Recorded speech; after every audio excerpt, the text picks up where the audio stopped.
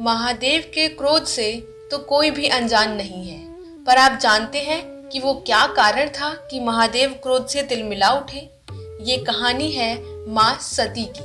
स्वागत है आपका द स्पिरिचुअल गर्ल के चैनल पर। तो कहानी की शुरुआत होती है महाप्रतापति राजा दक्ष से। इनकी कुल 15 पुत्रियां थीं, जो रूप और गुण से सर्व संपन्न थीं। लेकिन राजा दक्ष को उनसे संतोष न था।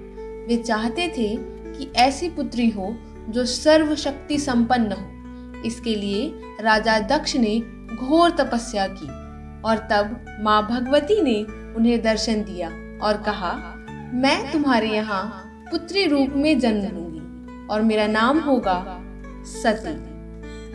माता भगवती का राजा दक्ष के घर जन्म हुआ। नाम पड़ा सती।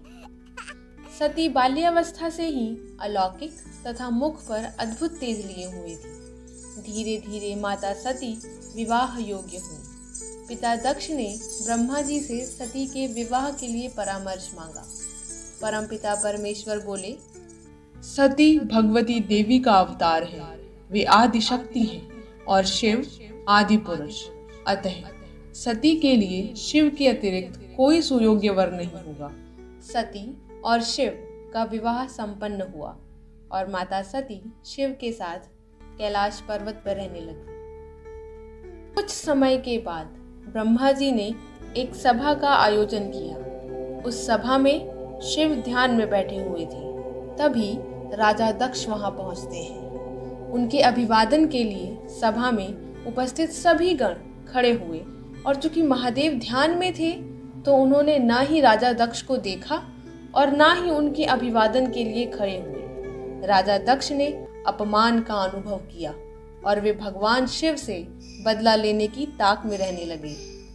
समय बीतता गया और एक बार राजा दक्ष ने एक विशाल यज्ञ का आयोजन किया।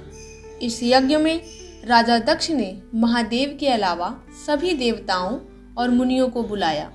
यह बात जब माता सती को पता चली तो वे क्रोधित हो गईं और महादेव के सबसे ताकतवर गण वीरभद्र को लेकर अपने पिता के घर चली गईं।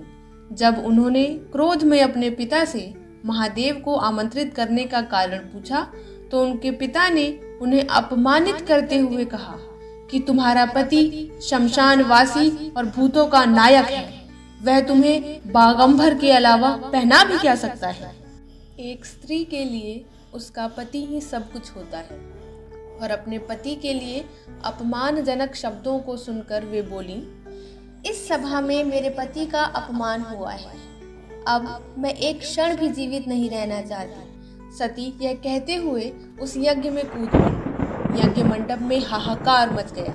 वीरभद्र ने क्रोधित होकर उस यज्ञ को तहस नहस कर डाला। सभी ऋषि मुनि भागने लगे। वीरभद्र ने देखते ही देखते राजा दक्ष का सिर धड़ से अलग कर दिया। उधर कैलाश पर महादेव इस घटना को सुनकर व्याकुल हो उठे। वे प्रचंड आंधी के साथ यज्ञ स्थल पर जा पहुंचे। सती के जले हुए शरीर को देखकर वे अपने आप को भूल गए। वे सती के प्रेम में बेसुध होकर उन्होंने सती के शरीर को अपने हाथों में उठा लिया और सभी दिशाओं में भ्रमण करने लगे। इस अलौकिक प्रेम को देखकर पृथ्वी, वायु, जल का प्रवाह रुक गया। इस भयानक स्थिति में सृष्टि को उबारने के लिए भगवान विष्णु को स्वयं आगे आना पड़ा। भगवान शंकर बेसुध होकर यहाँ वहाँ हर दिशा में घूम रहे थे। इसी बेसुधी में विष्णु ने अपने सुदर्शन चक्र से माता सती के एक एक अंग को काटने लगे। पृथ्वी पर जिन 51 स्थानों पर माता सती के अंग कट कट कर गिरे हैं, वे स्थान आज शक्तिपीठ जाने जाते हैं।